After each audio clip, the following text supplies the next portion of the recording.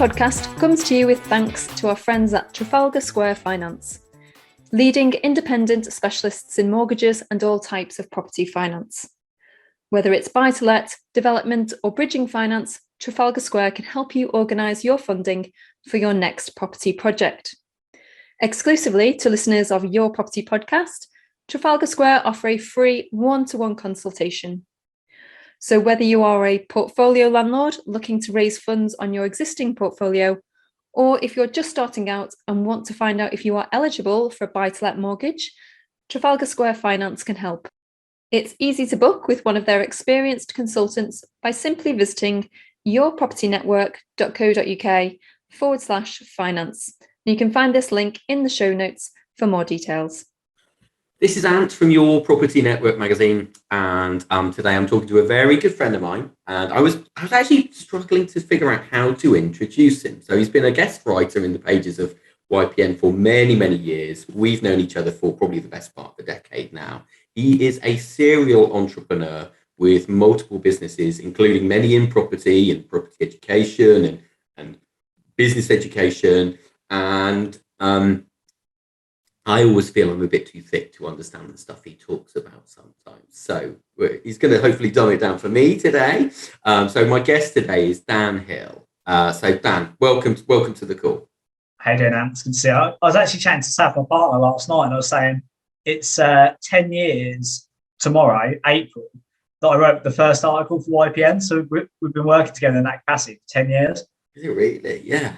And you spoke at our first event in 2014, which is like 8 years ago. And you know, I said something at that event, and I had more people come up to me following that than I've ever had. I think I remember. It was about I know who was on the stage. I was on the stage with two really, really successful people. I don't really know what I was doing there, and they were talking about, you know, growing these very big businesses and how they wanted to change the landscape and the cities they lived in, because one of them was really big into property. And someone asked about me, what do you do? And I do, and I said, well, you know what, I want to have enough money to enjoy a really nice lifestyle, take my kids to school in the morning, walk my dogs, you know, cycle in the hills, and still enjoy what I do. And loads of people came up and were like, actually, do you know what? That's me. That's what I want to achieve. So I remember, yeah, it was the family man sort of thing. And that's one of the big things we teach on Property Entrepreneur now. It is life by design. You know, whether you want to be an empire builder or you want to be a family woman or man, it's entirely up to you. The main thing is you know what you want and you go and get it. It's very easy to get seduced by the rest of it. Absolutely, and buy into other people's vision of success, I guess, as well. So exactly. So today I wanted to sort of talk to you, and I'm not going to say challenge you because that's a bit confrontational, and I'm not that guy. But you use a phrase a lot that is success or failure is entirely predictable. So when we're talking about property or business, or I guess other aspects of life as well, and I wanted to sort of get you on today and ask, well, what do you mean by that? And can we see some examples of that, of when success and perhaps even more importantly, failure was predictable? And does it still ring true in the world we're currently living in, which is a fairly unpredictable world right now? You know, we're just coming out of, as at the point of this recording, we're just hopefully coming out of sort of global pandemic. Hopefully not on the verge of World War III, but who knows? These are unpredictable times. So I read that phrase a lot. You use that phrase a lot. So what do you mean by that?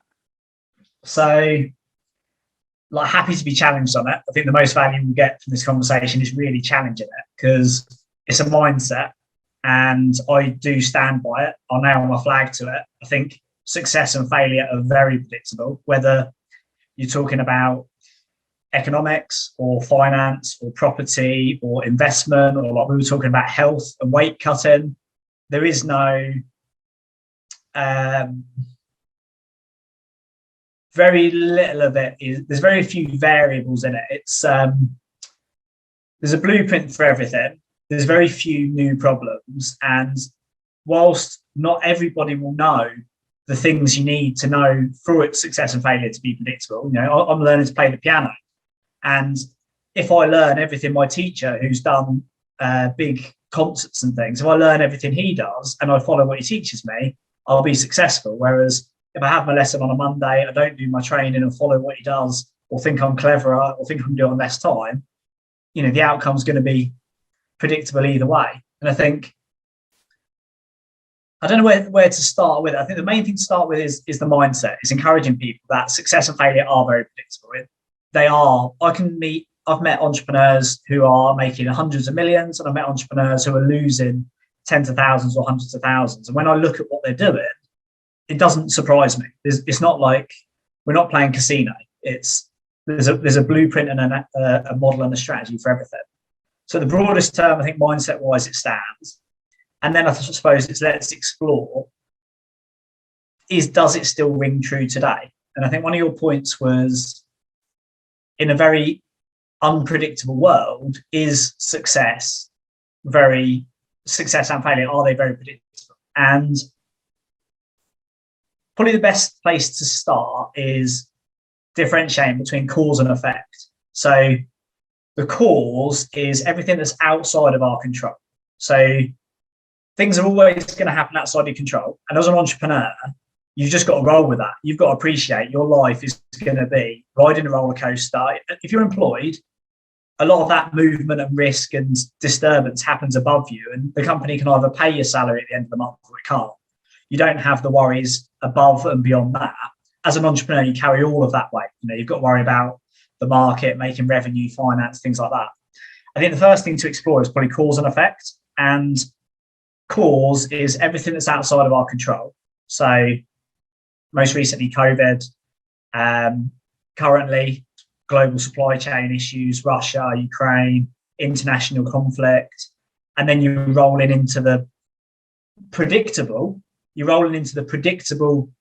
impact of that, which we're going to now experience, which is everything from, you can't go to the shop, you go to the shop and they haven't got eggs or newspapers, all the way to, it's quite likely we'll see double-digit inflation, which 6 months ago would never have. The government wanted inflation. They didn't see it coming. So that's the first thing. There's all those things you can't control, but then the predictable element is, what do you do with it? Like, all those things have happened.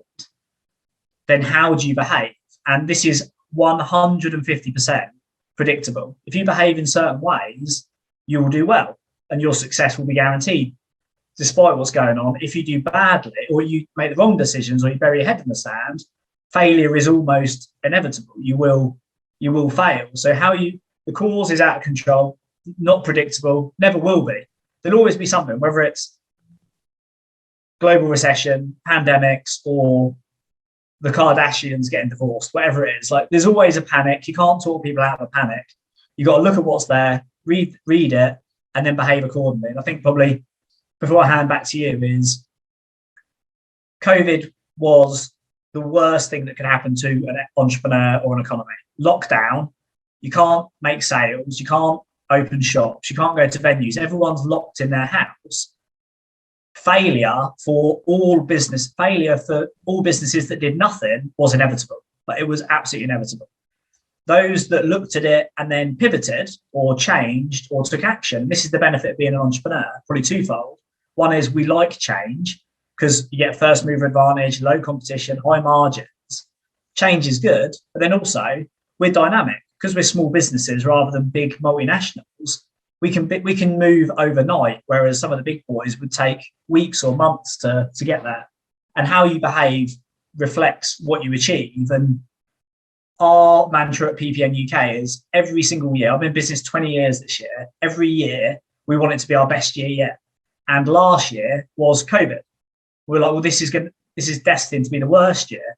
But because we did certain things, lots of things, we ended up having another best year ever. And we had more progress, more success in that year than we had in any year previous. And not just by like a couple of £100,000, by several £1 million, because we looked at a really disturbed, volatile market and figured out, right, what do we need to do? How do we do it? And how do we do it quicker than anyone else to capitalize? And, all of our businesses survived, thrived, and we did have the best year ever. Do you think there are some sectors, though, where it's very, very difficult to pivot and it's very difficult to see an advantage? So, for example, the nighttime economy, kind of clubs and bars, which were shut for, I don't know, what was it, a year, more than a year? they can't really do a sort of virtual offering of what they do. Do you think that there are those sectors where actually, when something comes along, there is nothing that they can do, and therefore the unpredictable will wipe them out? Yeah, I think we're very lucky to be in property. If there was one sector you wanted to, apart from healthcare to a degree, like, yeah, say that not flippantly, but if there was one sector you wanted to be in, it was property. You know, the market got condensed, then we had a huge boom. Construction, with the exception of a few weeks, was allowed to continue, and with the exception of having trouble to get plaster and things like that, we could carry on, and we did well. So there is a degree of, I don't even want to say luck, but it worked in our favour. Other end of the sector where they completely locked down, didn't stand a chance, like nightclubs, absolutely. It's very unfortunate. And restaurants, very unfortunate, very damaging, very crippling. So there's always a level of impact. So that's like your health. If you get a cold, you'll get over it. You know, if you've got something terminal, it's significant. But there's also then how you behave about it. You know, like, did you prepare for it? Are you in poor health because you've neglected your health for the last 20 or 30 years? In which case, are success and failure very predictable? They probably are. When the restaurant economy has been a real lean, with the exception of a few, a very lean industry for a long time, very small margins. And small margins are one thing because they make you very sensitive to change. And we wouldn't recommend going into any business that makes ideally less than, as a minimum, 20%, 25% triple net profit. Ideally, look for the needle in the haystack businesses that are doing 30, 40. We've got businesses that do over 50% profit, which just success and failure is more predictable. You're more robust, you're more lucrative, you can be more flexible. And the restaurant industry, yes, they were impacted harder, but did they prepare? Like, when we went into lockdown, the average working capital of a restaurant was 15 days. So when the music stops, you've got 15 days cash in the bank to keep going, and then the shit hits the fan. Whereas Microsoft or PPN UK, we hold 12 months working capital in the bank. So it's like, if you took it at a macro level like that, success and failure are very predictable. Who's going to be able to, the tide will always change. And when it does, when the water goes out, who's wearing their trunks? And if you've got a year's worth of cash in the bank, like Bill Gates or PPN UK, success is more predictable. So you're talking there about putting yourself in the best position to ride out a storm that comes along, and positioning yourself to be in that strongest position when the unknown does, I guess, inevitably happen, the kind of black swan event, if that comes along. Well, that's the good thing about success and failure. When you say about, is it predictable? A black swan event, for nobody who knows, is basically what causes recession. Something random. It'll always be something you didn't expect, like subprime markets, although that was completely predictable. You know, you look back now and think, when was 125% mortgages ever a good idea? In hindsight, is success and failure very predictable? Yes. I would say it's that risk and return mechanism. If you want to run a development company in the hundreds of millions, and you're using the funds on this current build to pay for the other one you're trying to finish, and hoping you get planning for the next one to pay for this one, it doesn't take much more than a little bump in the road and it's game over. Whereas if you do one development at a time, we do our current development's £10 million GDP. But if we're doing one development and we've got 7 figures cash around us, and we've de-risked it into 4 different blocks, and you do it in phases, and you've got plans A, B, C, all the way to Z, success and failure are far more predictable for someone like that than they are borrowing £500,000 to do an option on a car park, where if you don't get the planning, you lose £500,000 of someone else's money. It's like, it's that spectrum of risk and return that plays into the predictability, I think. Okay, so it's good that we actually kind of move this on to property now. So for people who are, let's say, starting out now or restarting out, because we meet a lot of people that are in that situation. They're either new to property or they've done property, they've got a portfolio or whatever, but maybe things have changed and they want to kind of refocus. How do they start? What advice can you give to them to make sure that success is predictable, and what strategies should they be looking at? And perhaps most importantly, what are the big pitfalls to avoid where failure is predictable? Yeah, absolutely. So I think there's probably like 3 elements to it. There's one about how to approach it. The second is the different strategies you can do. And then the third is understanding in today. I see today as the best opportunity ever because, we're still in business. There's loads of change, but there's so much. Like, I'm doing a presentation next week on Property Entrepreneur about what I've done in the last 4 weeks strategically to my businesses to get ready for this next 6 to 12 months of basically a high inflation. And I'm excited about it. It's going to be great. The returns are going to be fantastic. But if I buried my head in the sand, I would be in big trouble. So it's interesting because I think a lot of people will be listening to this or watching this and going, well, is it the best time ever? We're in what may be a vastly overheated property market with mortgages becoming more expensive. And so what are the opportunities for me if I'm looking at this now? Because, everything that comes on the market is sold in minutes or, before anyone even goes through the door. So what are those opportunities? Because there's definitely going to be a lot of people going, well, I can't see them. Like literally, such good questions. So let's come back to best time ever and start, because you're absolutely right. Success and failure are very predictable. If you're running around at the minute, try and buy a 3-bed semi-detached house on the open market, you are wasting your time. You are absolutely wasting your time. Whereas if you go somewhere else, you'll find a deal. So it's all about playing the game. So first off is people who are starting is like where to look.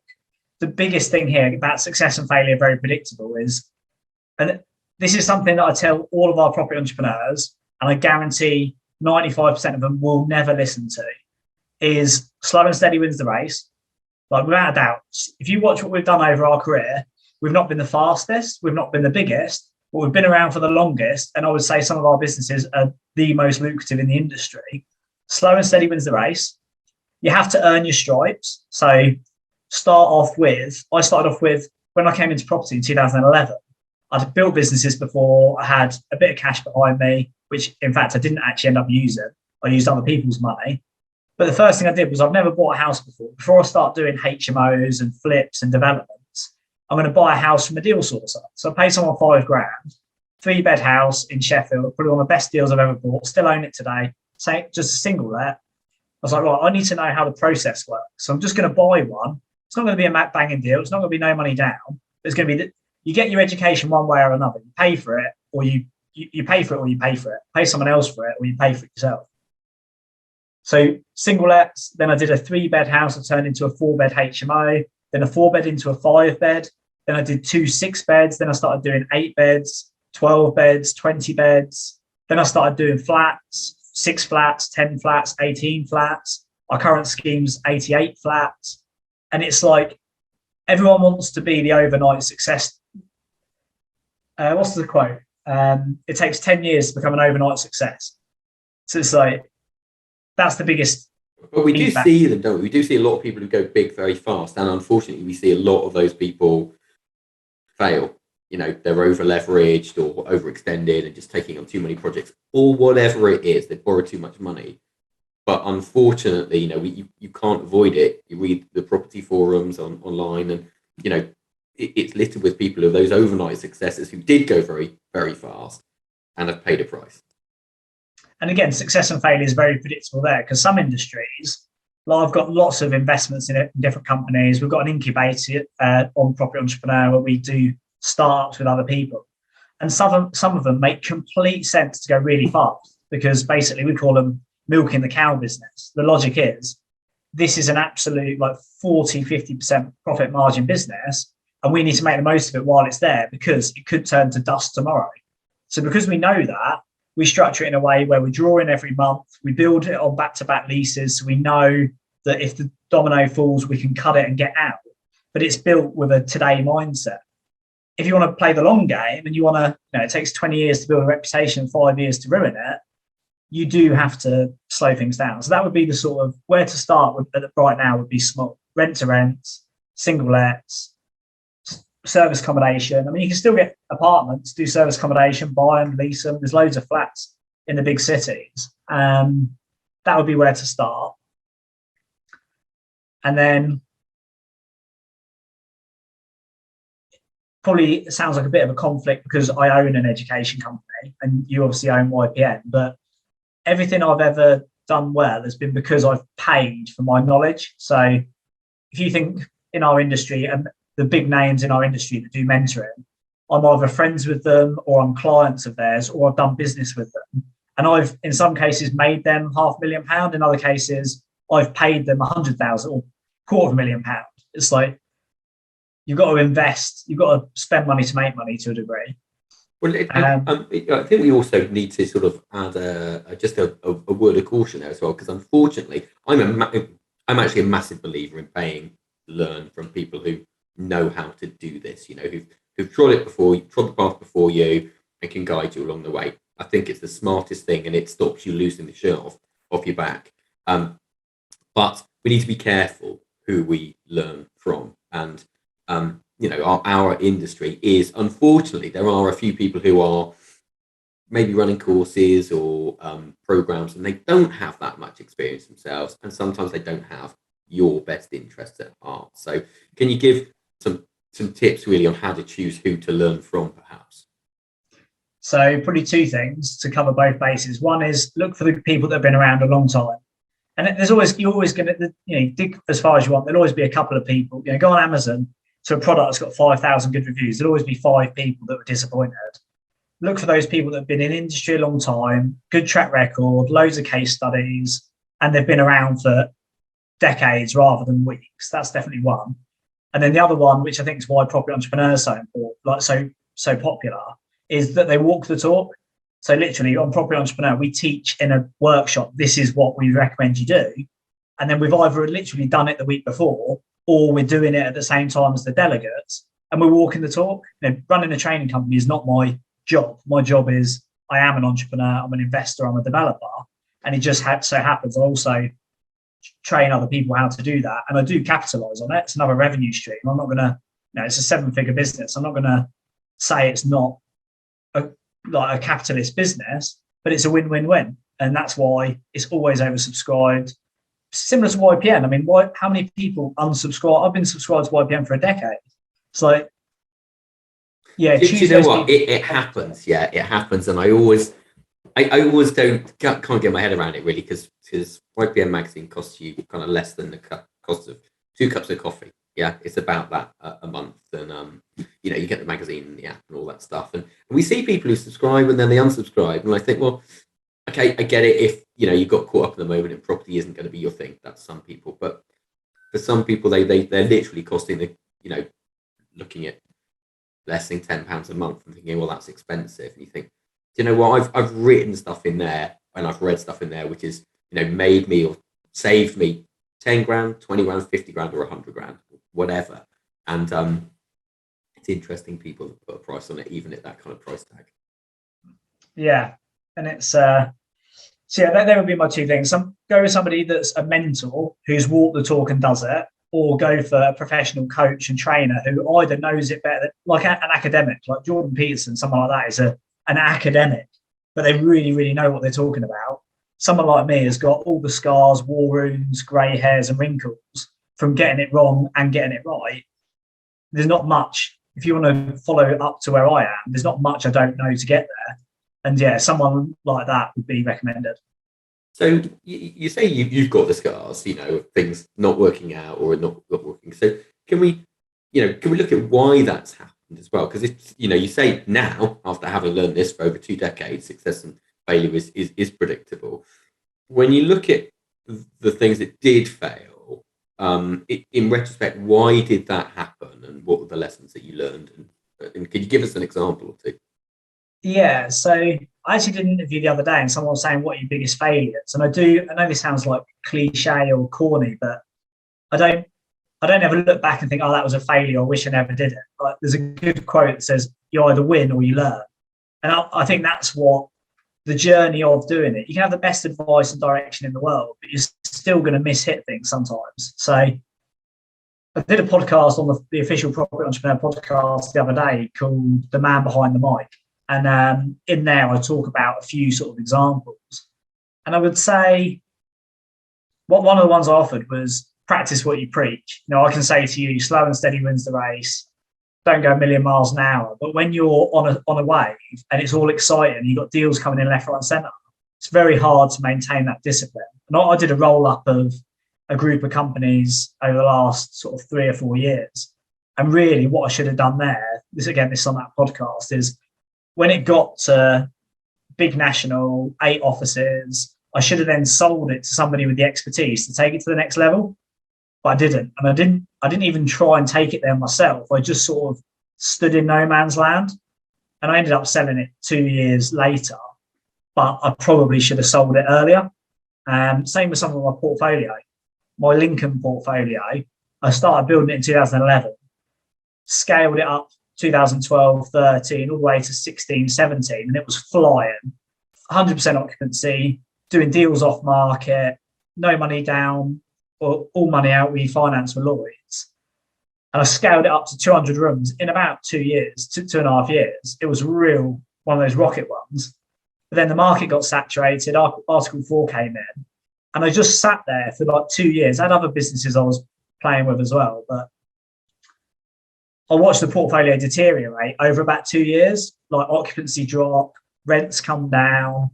And it got to a point really where I do think some of those HMOs probably for 2 or 3 years never made me any money. And I should have tapped out at the top. The market was hot. I did tap out at the top in the end. I sold it all at the top of the capital value, but cash flow wise, I should have moved quicker. And that's definitely a lesson. It's quite difficult though, after you've built a portfolio, isn't it, to let go of them? I don't know. I think we all feel that, it took you time and hard work and whatever and energy to buy this thing and get it up and running. And so to sell it, you realize the capital gain and, put money in the bank. But it is difficult to let go of one of your babies like that. I think there's a psychological element of it. And that probably applies to multi-let. Like I did love having multi-let, big team, head office, national office, good for the ego, good fun at times. Yeah, I think there's probably a bit of that. And that's both the gift and the curse of the entrepreneur. We do what we do because we're enthusiastic, passionate, emotionally bought in, and that has real great benefits of getting businesses off the ground. The downside is sometimes it masks our judgment. We can turn a blind eye when perhaps we shouldn't. So yeah, I'd agree with you on that one. Yeah. Okay. I thought it'd be interesting to talk about one of the things that you think has really helped you along the way, and I thought I'd share an example as well, if that's okay. Because I think, absolutely, yeah. Kind of through my own sort of development projects and in the magazine business, in the gym business that we own, I think actually the key has always been working with other people who sort of share a value. They're and probably the biggest value is when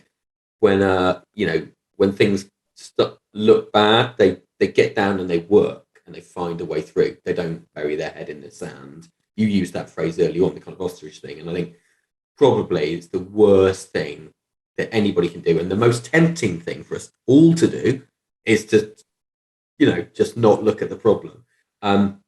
So working with people who are better than you at whatever it is, a finance director or an amazing architect or a project manager or someone who's just in the trenches with you, I think has made all the difference to me. I would not want to do this on my own. I think it'd be very, very lonely. I don't know. Do you feel the same? So I think, I think definitely. I think there's definitely a connection element to it. I think more for me, it would be more strategically is one of the biggest things I've learned is you want to be able to do nothing and delegate everything, and also be like, if you're the smartest person in the room, you're in the wrong room. And I'd welcome anyone to challenge my team around me and say they're not world class, whether they're construction company or our construction company or they're heads of our companies or my executive assistant, people who run our companies, our speakers, they're all world class. Like they can do their jobs 10 times better than I ever could.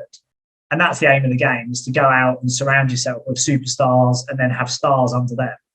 So strategically, that definitely rings true for me. And doing it with people you like working with is just a pleasure. It's hard enough being an entrepreneur, let alone if you don't enjoy it. If you're working with tough people, that's no good. Do you, on the entrepreneur program, do you see that people struggle to delegate and take a step away because they started out on a point where maybe they did everything, and they find it very difficult to let go of the reins. So that, like, one of the best questions I've been asked on an interview for ages. So I sit on boards of some 7-figure companies, and one of the biggest challenges I have is getting the founder, who's now the CEO or the MD, to reset their mindset. And when you start in business, you've got a small business and it is your baby, you want to do everything and you want to be involved in everything and you want to see everything. The other end where you want to get to, which is, I would say, where I am, explicitly now, is do nothing. But I don't want to do anything. If there's anything to do with the business, it's not what do I do or when do I do it or how do I do it. It's who is going to do that for me. And yeah, you've got to move. There's a time and a place. You know, in the start phase, it's you. In the middle phase, it's the band of brothers. So it's you and your friends and the first group. It's all great. But then when you switch gears and go up to the dream team, where everyone's got a space, everyone's a specialist, the aim of the game there is that you're just not involved yourself at all. I went to our head office this week, and it's the first time I've been there since we moved in. We moved in like December, and I haven't got a key. I didn't know where the toilets were. It's just a business I own and people that I trust to run them. I just work here in the office. I work in coffee shops because I like working on my own. So it's each to their own on that one. Yeah. And as you said, as we kind of come towards the end of this interview, I wanted to talk about the stuff that you enjoy as well, because you also talk about life by design a lot. And I guess, well, perhaps you can explain what you mean by that and what it means for you and what, you know, your designed life is. So if you don't have a life by design, you'll live a life by either default, which is you just go with emotions and life will just drag you along, or life by comparison. And you look at social media, your mates, your influence circle, and you follow what they're doing. Life by design is something that we do annually on Property Entrepreneur, October, November, December, every year. We look at what we've achieved, we get introspective, and we figure out what do we want more of, what do we want less of, and what do we want to keep. And then we physically, using about 15 different tools and exercises, create our life by design for the next year. And this is called your year of. So my year of this year is 12-hour work week. So my life by design this year is going from a 12-hour working day to a 12-hour working week, because I just want to try, before I go all guns blazing for another decade, I just want to try taking my foot off the gas and see if there is more to life, making coleslaw and playing the piano. So like just giving that a crack. And then we have professional objectives and personal objectives. And that's what life by design is. And some years you'll want to be, like last year, I wanted to bulk up. So I put on loads of weight. I went weightlifting, got a bit bigger, and I went all guns blazing with the companies. Got to the end of the year and I was like, actually, it's probably time for a bit of a health and fitness tidy up, trim down a bit. And then in the business, I'm just going to try not doing 12-hour days, but do a 12-hour week. And it gives you the freedom every year to reset the bar. And that was how I ended up living on a narrowboat. That's how I ended up running a big multi-million-pound group. That's how I ended up doing a 12-hour work week. Yeah, it's like, it's very intentional. It's very deliberate. It's an interesting time for you then to see if this kind of, you know, change of lifestyle is you, I guess, and see whether or not you can do that. Yeah, and it's really, really challenging. It's I think people think, you know, going down to working 10 till 2 Tuesday, Wednesday, and Thursday would be a piece of cake, but I find it really difficult. It's like there's so many things. I did a podcast last week on the official Property Entrepreneur podcast called Hunt Like a Lion. And for those who are interested, I talk in there about different work styles like fast lane, slow lane,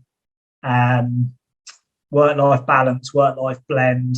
And I'm like hunting like a lion at the minute. So I'll have a day which is like a monster Monday maybe. And it's like back-to-back to-do list, task, smash it all out. But then maybe I won't work Tuesday, Wednesday, Thursday. So like lion goes out, catches his prey, sits under the tree and relaxes. I think that's probably the best place to be, but I'm like addicted to it. So it's so hard. Yeah.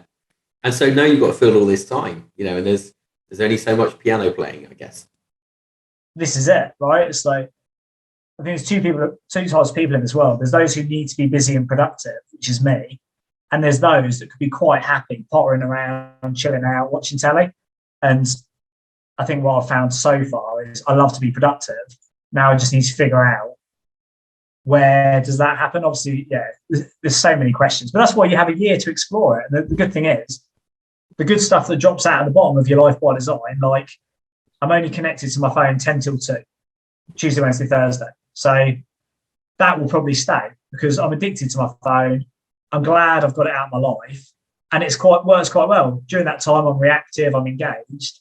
But in the morning, I've been out walking for an hour this morning. I've been creative. I've been listening to some music. That'll keep. Whereas having a strict rule that I can't work outside of those hours, I probably won't keep because I don't think, I don't think it suits me. Before we finish, I don't know when we're finishing, but do you want to come back to best time ever? Yeah, let's do that. Should we do that? Yeah. So this is like success, and to sort of round it up, success and failure are very predictable. And if you do bury your head in the sand and decide that, okay, inflation's going up, you'll notice it today, fuel bills are going to go up, the shops are going to start looking a bit empty, and everything really is going to start ratchet up. And for those that are perhaps more sensitive to that are going to notice it very quickly. Others of us might notice it at more arm's length. But the main thing is, say, right, there's big change coming, and most people read the headlines and get panic, get nervous, the world's going to end. And it's like, I'm not surprised, because that's what media is for. It's to put the, fear of God into people. Whereas if you look at it and say, right, there's big change coming, what do we do? So it's like, right, let's just rattle a few off. So we talked earlier about inflation. Inflation will probably, it might only peak and then come back down. It will probably or possibly go into double digits in the next 6 months because of energy prices, because of supply chain coming out, supply chain globally, because of manufacturing in China being shut down again because of like COVID. All of this stuff is going to force down supply. Demand won't go anywhere, but it will force up prices. So inflation is going to go up. And it's like, well, fine. So what does that mean? Well, inflation going up means prices go up. And everyone thinks, it's a really, really bad thing. Well, it's a really, really bad thing if you're earning the same money and you can't afford it. That's a really bad thing. But if money's going, what inflation means, if prices going up, it means the value of money is going down. So if the value of money is going down, so in a year's time, £10 will only be worth £9, £1 million will only be worth 900 grand. Then what do you do to offset that? Economics has been around forever. Investment is like a multi-billion pound industry. When inflation goes up, so do asset prices. Inflation goes up, cash comes down, asset prices go up. So where previously for the last 2 years, I've had 12 months working capital in the bank and loads of cash around us. So, right, well, that's a really bad thing to do because all that's going to go down 5%, 8%, 10%. Well, where do I put it then? Well, I need to find somewhere to put it. Where can I put it where it's secure and things like that? So that capital is now going into assets. And I've gone from probably, I'd have to work out the actual numbers. I started playing with it the other day. Probably 30% of my net wealth in cash, which is really, really high. But Warren Buffett's got 50. So that's was fine for me when interest rates are low and inflation's low. Inflation's going up. I'm going to take that down to probably 5%. Use some of my unencumbered assets or you can pay off some of your mortgages, unencumbered assets as my get out of jail free card, reduce my liquidity and put it into assets. So then not only is it not going down, if it's in a property or a school, like we've started buying private schools or a school or a commercial building, those prices will then go up. So actually, inflation is a good thing because you've bought something, but your cash, which was going down into a property that's going up, that's then going up. And also, across the rest of your portfolio, inflation is one of the best ways to repay your mortgage. Now, if you've got an interest-only mortgage, you could put it on repayment or you can let inflation pay off. If you've got £1 million worth of mortgages around you, next year they're only going to cost you 900 grand in real terms. So it's like things like that. And it's like 3-bed semi-detached houses. I love them. I would have 1,000 of them if I could. I'm buying one at the minute, which was just a crazy deal. But I would love to go out and buy 100 of those now, but I can't. So what can I do? Well, in August last year, there was loads of new permitted development released. So I'm like, well, I've got some cash. I'm going to put it into commercial buildings because it's got a guaranteed yield. And commercial is in a pretty good place at the minute because the supply is reduced because of the amount of development and the economy is coming back. But then if I buy commercial that's got airspace using the new, I forget which, I think it's AB, you can basically do airspace under, it's called PD, but it's actually more of a loose planning process. But out of that, I bought a 30,000 square foot block, run that as commercial, put 44 apartments on the top.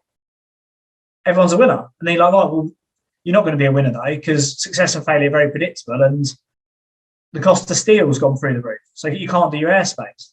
Well, you then look at alternative construction methods. And we're now talking to a company that's 2 years old and they're doing modular. And not only do we not disturb the commercial tenants, but they build them off-site. They're in the dry from day one. And in 5 days, they can literally, with a crane, drop them on the roof, plumb them in, and you're down to final fix within like 3 or 4 days. So it's like success and failure are very predictable. It's easier said than done. But if you're creative, dynamic, entrepreneurial, and you've still got, I think entrepreneurship, one of the things I realized this year is it's an all-in or an all-out game. If you want to be an entrepreneur that you're dipping in at the weekends, that's fine, but you treat it like a hobby, it will pay you like a hobby. If you want to go all in and make the best returns, have the best businesses, make those quick first mover advantages, you do need to be pretty close to the game. So yeah, and also, all things like that. And whilst no one's invested, you and I spoke about this previously, whilst no one's invested in businesses at the minute, the M&A market's through the roof. So it's like you're looking at capital values of property, you also have capital values of businesses. And like Asda's Asda sold last year. One of the other big companies is going to bids. I forget who it is, one of the big supermarkets, going to like blind bids.